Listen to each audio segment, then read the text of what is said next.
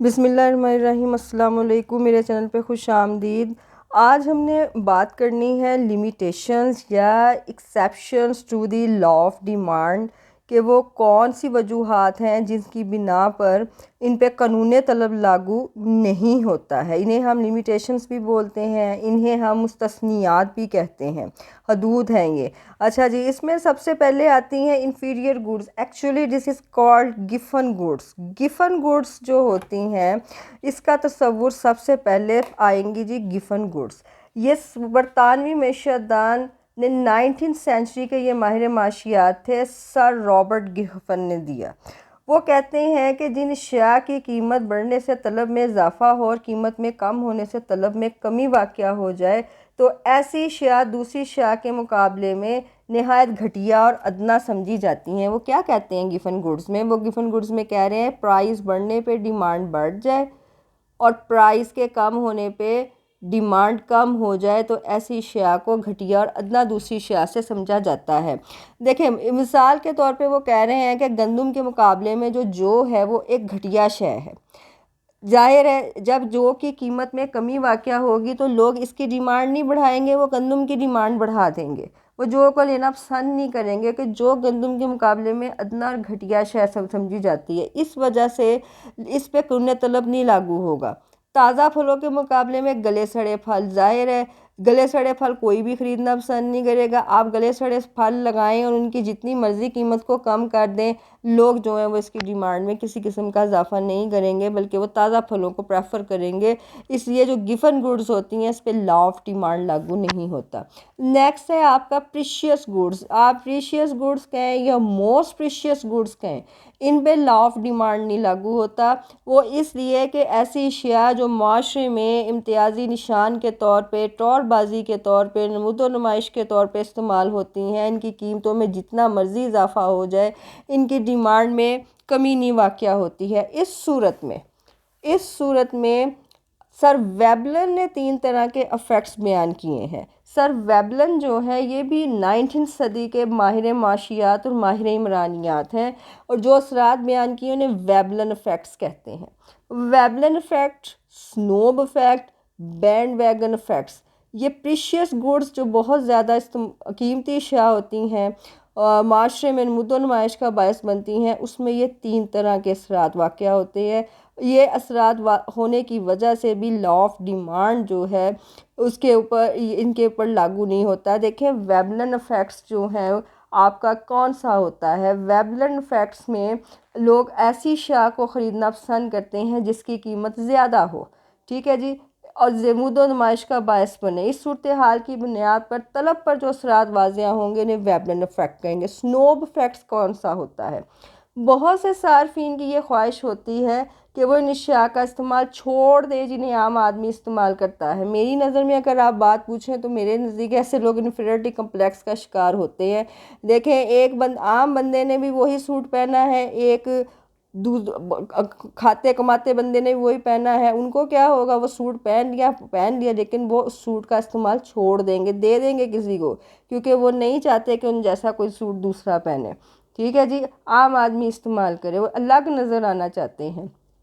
جو نئے لوگ امیر ہوتے ہیں وہ اس طرح کے اثرات چھوڑتے ہیں سوسائٹی پہ بہت زیادہ، اور یہ اثرات بھی ڈیمانڈ پہ اثر انداز ہوتے ہیں، سنوب افیکٹس کہتے ہیں۔ بینڈ ویگن افیکٹ سے مراد ایسی اشیاء لینا پسند کرتے ہیں لوگ، ایسا طرز عمل اختیار کرنا پسند کرتے ہیں جو دوست اور رشتہ داروں کا ہے۔ دیکھا ہوگا ہماری سوسائٹی میں ایک بندے نے جو فیشن کیا ہے وہ دوسرا بھی کرنا چاہتا ہے۔ اچھا جی، ٹی وی پہ آپ کے فیورٹ سنگرز جو ہیں، ایکٹرز جو ہیں، وہ سٹائل اپنائے ہوئے ہیں، آپ بھی اپنانا چاہتے ہیں۔ اس صورت میں جو اثرات نمایاں ہوتے ہیں انہیں بینڈ ویگن افیکٹس کہا جاتا ہے، اور یہ سارے کے سارے اثرات ڈیمانڈ کے اوپر اثر انداز ہوتے ہیں، جس کی وجہ سے ڈیمانڈ جو ہے وہ متاثر ہوتی ہے۔ ڈیمانڈ کا خط نیگیٹو سلوپ کا نہیں ہوتا بلکہ پازیٹیو سلوپ کا ہونا شروع ہو جاتا ہے۔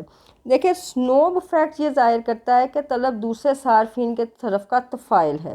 ویبلن افیکٹ میں شے کی قیمت ہی طلب کو طے کرتی ہے۔ تمام اثرات اس بات کا واضح ثبوت ہیں کہ صارف اور منڈی کے خط طلب اس کے پر اثر انداز ہوتے ہیں، جس کی وجہ سے خط طلب پازیٹیو رجحان کا بنتا ہے۔ دیکھیں اس کے بعد آپ کا آتا ہے ہورڈنگ۔ ذخیرہ اندوزی، دیکھیں جس چیز کی ذخیرہ اندوزی کی جائے گی اس کی پرائس بڑھ جائے گی، ٹھیک ہے جی۔ یہ عام آپ دیکھنے میں آتا ہے آپ کے مختلف تہواروں پہ، یا چیزیں سامنے آتی ہیں کہ جس آلو کی، پیاز کی، ٹماٹر کی ضرورت ہے، نیمبوؤں کی ضرورت ہے، تو ان کی ذخیرہ اندوزی شروع کر دی جاتی ہے۔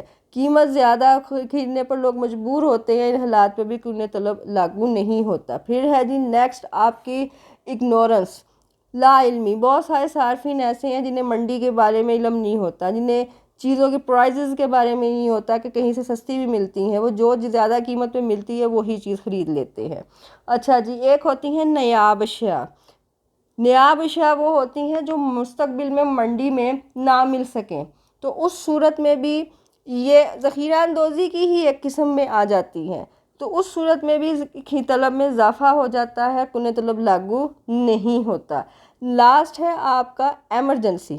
دیکھیں اگر ملک کے حالات متاثر ہوں، سیاسی ہوں، معاشرتی ہوں، معاشی ہوں، جنگ ہو، تو اس صورت میں بھی لوگ کیا کرتے ہیں، زیادہ قیمت پر چیزیں ذخیرہ کرنا شروع کر دیتے ہیں، اپنے گھروں میں بھی جمع کرنا شروع کر دیتے ہیں کہ کب تک مارکیٹ بند رہے گی، چیزیں نہیں ملیں گی، تو اس صورت میں بھی ڈیمانڈ میں اضافہ ہو جاتا ہے، زیادہ پرائزز پہ بھی لوگ چیزیں خریدتے ہیں، اور اس صورت میں یہ اضافہ جو ہونے کی وجہ سے ڈیمانڈ کا خط متاثر ہوتا ہے۔ اب دیکھیں خط کی طرف کیا ہوتا ہے۔ یہ جتنے بھی آپ نے ایکسیپشنز یا لیمیٹیشنز پڑھے ہیں، اس میں آپ نے ایک بات کے اوپر زور ہے کہ پرائز کے بڑھنے پر ڈیمانڈ بڑھتی ہے، پرائز کے کم ہونے پر ڈیمانڈ کم ہو جاتی ہے۔ اس صورت میں جناب جو آپ کا خط بنتا ہے نا، وہ پازیٹیو سلوپ کا بنتا ہے، ہمیشہ یاد رکھیے گا۔ اس لیے اس کے اوپر قانون طلب لاگو نہیں ہوتا، اور یہ قانون طلب کے الفاظ کے بالکل برعکس ہے۔ یہ خط بنتا ہے پازیٹیو سلوپ کا، جسے کہتے ہیں ڈی ڈی۔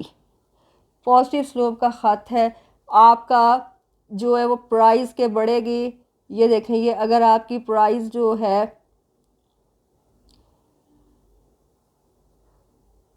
فرض کریں آپ کی پرائز P1 ہے تو آپ کا ڈیمانڈ Q1 ہے، اگر آپ کی پرائز بڑھ جاتی ہے P2 ہو جاتی ہے تو ڈیمانڈ بھی آپ کی بڑھ کے Q2 ہو جاتی ہے۔ لا آف ڈیمانڈ کے برعکس ہے۔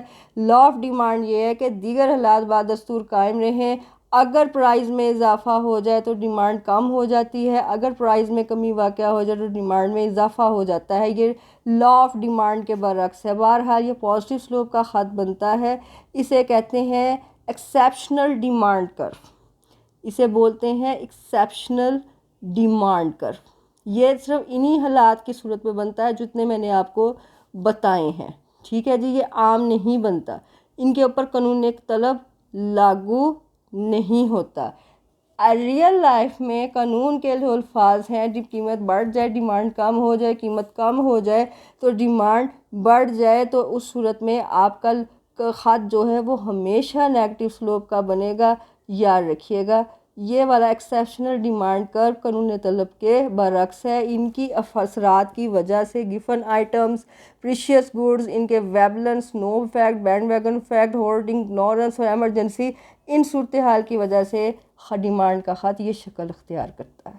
ان کے اوپر قانون طلب لاگو نہیں ہوتا، ورنہ ڈیمانڈ کا خط ہمیشہ نیگیٹو سلوپ کا خط بنتا ہے، جس میں quantity demand is the function of price, اور اس کے قانون کے یہی الفاظ ہیں کہ جب بھی پرائز کم ہوگی ڈیمانڈ میں اضافہ ہوگا، جب پرائز زیادہ ہو جائے گی ڈیمانڈ میں کمی واقع ہو جائے گی۔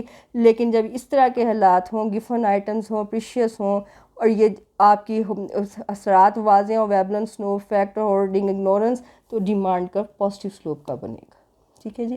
یہ تھا آج کا لیکچر۔ اگر آپ کو پسند آیا ہے تو لائک کیجئے، شیئر کیجئے، کمنٹ میں رائے کا اظہار کیجئے، اور میرے چینل کو سبسکرائب بھی کیجئے۔ اللہ نگہبان۔